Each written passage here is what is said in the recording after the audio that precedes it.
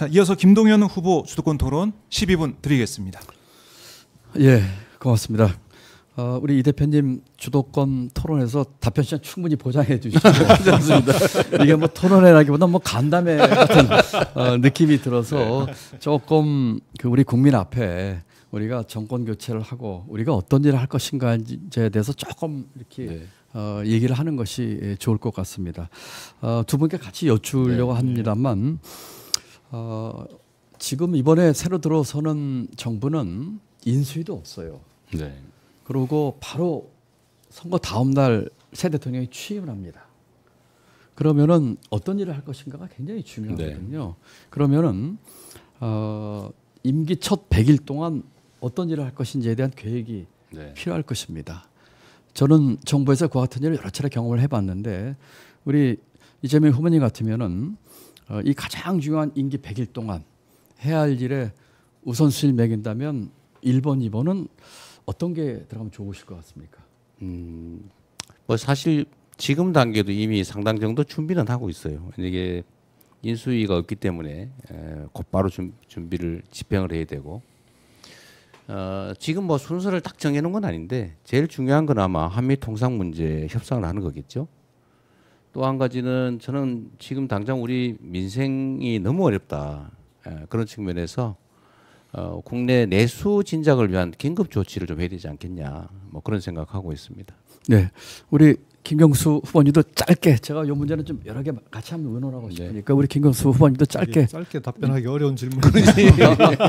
아닙니다. 짧게 할 수 있습니다. 첫 번째는 인수위가 없기 때문에 지난번 문재인 정부 출범 때처럼 국정기획자문위와 같은 인수위를 대신하는 걸 긴급하게 구성해서 정책 공약을 정리해서 소위 5개년 계획을 빨리 세우는 게 제일 중요하다. 그리고 내각 구성은 바로 착수해야 될 거 아니겠습니까? 세 번째로는 한반도 평화의 문제입니다. 전쟁을 방지할 수 있는 대비태세를 빨리 시급하게 갖춰야 됩니다. 왜냐하면 지금 그게 무너져 있거든요. 마지막으로 말씀하신 대로 관세전쟁에 대비하는 통상협상에 대비하기 위한 민관의 협의기구를 빨리 구성해야 된다 이렇게 생각합니다. 감사합니다. 짧게 대주셔서 좀 급해지네요. 네. 이런 그 생산적인 토론이 우리 국민에게 신뢰를 주고 더 큰 민주당으로 가는 길이라고 저는 생각을 하기 때문입니다. 그 맞습니다. 이 경제 문제가 가장 중요하기 때문에 저 같으면은 저는 경제 워룸 같은 거를 만들어서 대통령이 주재하는 이 비상경제 대책회를 만들까 생각을 하고 있습니다. 경제가 가장 급한 거 아니겠습니까? 자, 경제 문제에 대해서 우리 이재명 후보님께 여쭙겠습니다. 그렇다면은 그 경제에 있어서는 과연 어떤 일을 만약에 그 대통령 지시로 마치 트럼프의 행정명령처럼 경제 문제에 있어서 대통령 지시로 또는 정부가 가장 먼저 해야 할 조치로는 어떤 걸 생각하고 계신지. 그래서 아까 말씀드린 것처럼 뭐 딱 1번, 2번 이렇게 정해놓은 건 아니고 일단은 사실은 경제 의논 팀을 만드는 게 제일 중요할 것 같아요. 지금 국정이라고 하는 거를 즉시 아무렇게나 지시를 한다고 해도 쉽지가 않고 지시를 하기 위한 시스템을 만드는 게 중요하겠죠.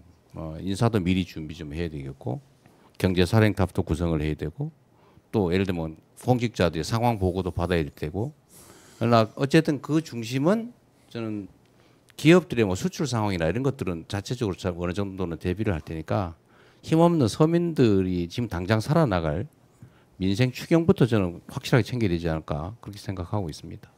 예를 들면 이런 거 아닐까요? 오늘 선거가 끝나고 바로 취임을 합니다. 그때 이제 그 뭘 해야 될지를 팀을 만들어서 그 의논을 하면 전 좀 늦을 것 같아요. 그렇기 때문에 취임 100일 후에 할 일들에 대해서 인수위만큼은 아니어도 우선순위에 따라서 준비를 해놓고 바로 뭐 예를 들면은 취임한 대통령 첫날 첫 행보부터가 굉장히 상징적이지 않겠습니까? 예를 들면은 자 나는 감세를 동결하겠다.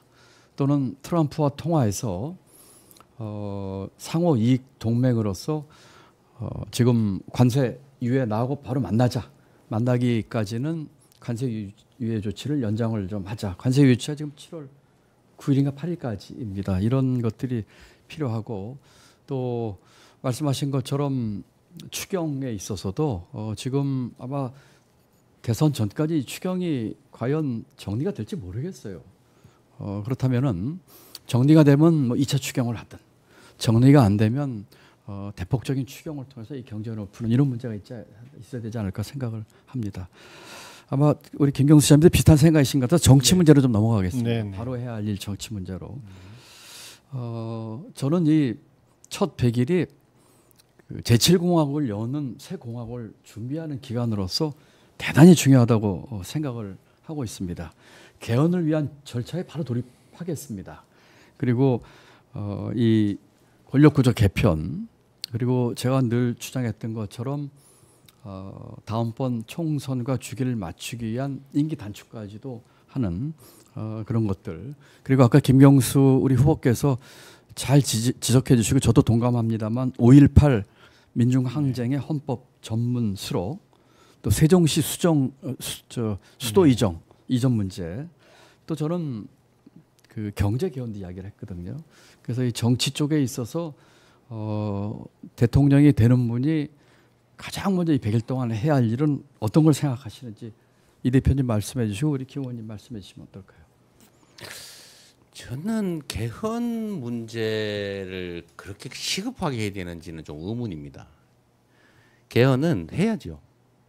개헌은 저는 뭐 대통령 중임제로 그다음에 국회의 권한을 좀 강화하는 방향으로 기본권을 강화하고 자치분권을 강화하고 뭐 5.18 정치를 헌법 전문에 싣는다든지 뭐 이런 등등의 그때 대체적으로 얘기된 뭐 결선 투표제 도입이나 이런 거 해야 되는데 그게 예를 들면 지금 현재 국민들이 먹고 사는 문제에 직결된 것도 아니고 그 개헌된 그 헌법이 즉시 시행되는 것도 아니고 어차피 그 다음에 천천히 시행될 텐데 그건 좀 여유를 두어도 괜찮겠다. 일단 경제 민생 문제에 좀 집중할 필요가 있다고 생각하고요.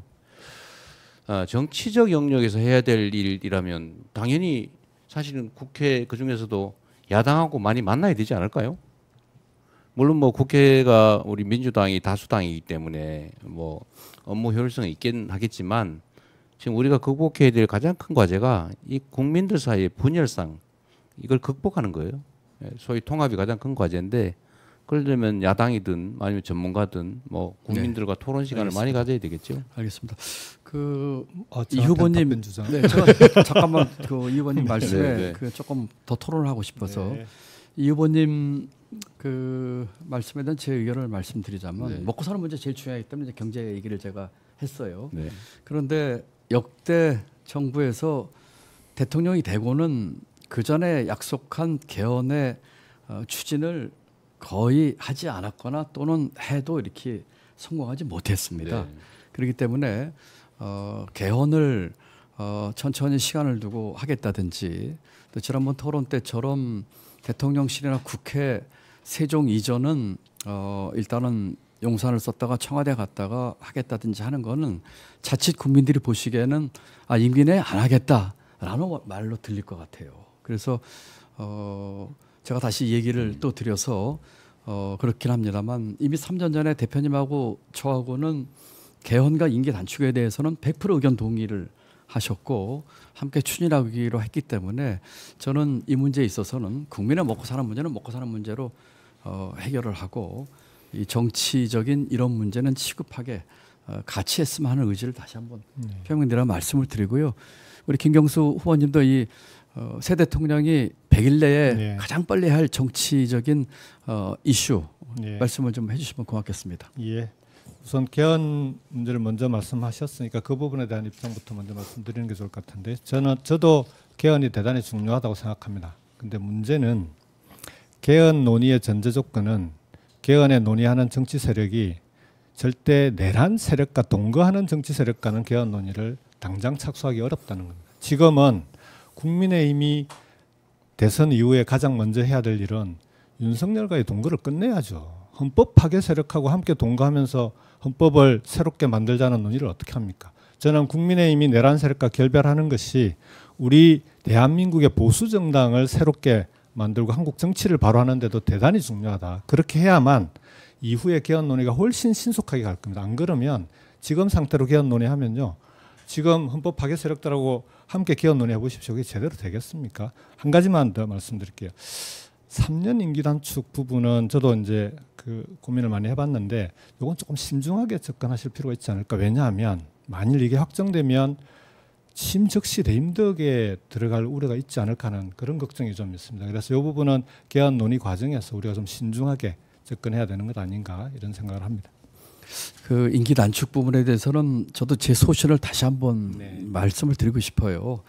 말씀드린 것처럼 우리 이재명 후보님과 3년 전에 임기 1년 단축을 이야기를 했죠. 그때는 이제 지방선거 주기를 맞추자고 이야기를 했죠. 이번에는 이제 총선거 맞추다 보니까 3년인데 이것은 이 일을 추진하겠다는 강력한 의지의 표현이고 약속인 것이죠. 그때 대표님, 저 후보님 기억나십니까? 저하고 그 합의서에 사인하시면서 이것은 저와의 약속이 아니라 국민과의 약속이라고 하셨고 같은 생각이셨고 지금도 같은 생각이라고 저는 믿고 있어요. 그런 의지를 보여주면서 추진하겠다고 하는 것이고 3년 레임덕은 저는 크게 걱정하지 않습니다. 네. 어차피 우리가 가진 권력 먼저 나눠주고 내려놓고 진정성 가지고 해야 할 일들 개헌, 검찰개혁, 기득권 깨기 쭉 나가면 되는 것이죠. 예. 우리 알겠습니다. 이재명 후보님께 짧은 거 하나 여쭤보겠습니다. 오늘 뉴스를 나오기 전에 봤는데 보수 유튜브 만나가지고 친일파 과거사 문제 모두 덮으려 한다 이런 이야기를 하셨다고 그랬는데 저는 뭐 사실 같지가 않은데 이 얘기는 어떻게 된 것인지 얘기해 주시죠. 네, 그래서 간단하게 말씀드리면 그게 중간 생략이 된 거예요. 지금 이념 문제나 이런 것들로 너무 분열되고 대결이 격화되어 있는데 지금은 사실 먹고 사는 문제에 집중할 때다. 그런 문제들은 가급적이면 좀 지금 단계에서는 알겠습니다. 이게 빠져있다는 말씀드리고요. 네, 알겠습니다. 30초는 보장을 한다니까 그 얘기 조금만 드릴게요. 지금 15초밖에 안 남았어. 네. 아니 개헌 얘기는 아까 말씀드렸지만 상대가 일단 집권을 하면 상대가 반대하기 때문에 안 된 거지. 문재인 대통령도 개헌하려고 노력했어요. 그래서 원래 빨리 해야 됩니다. 알겠습니다. 예, 제 시간이 없습니다만 친일파 과거사 문제는 모두 덮으려고 한다는 거는 저는 뭐 우리 이 후보님 그 본래의 마음은 아니라고 생각을 하고 있고 모름지기 지도자는 이런 것에 있어 역사관과 또 이런 문제에 있어서 확고한 중심을 잡아야 한다고 생각을 하고 있습니다. 감사합니다. 네, 알겠습니다. 자, 이제 12분 좀 넘었긴 했지만 그래도 답변과 또 거기에 대한 또 마무리 발언이 있었기 때문에 저희가 좀 더 들어봤습니다.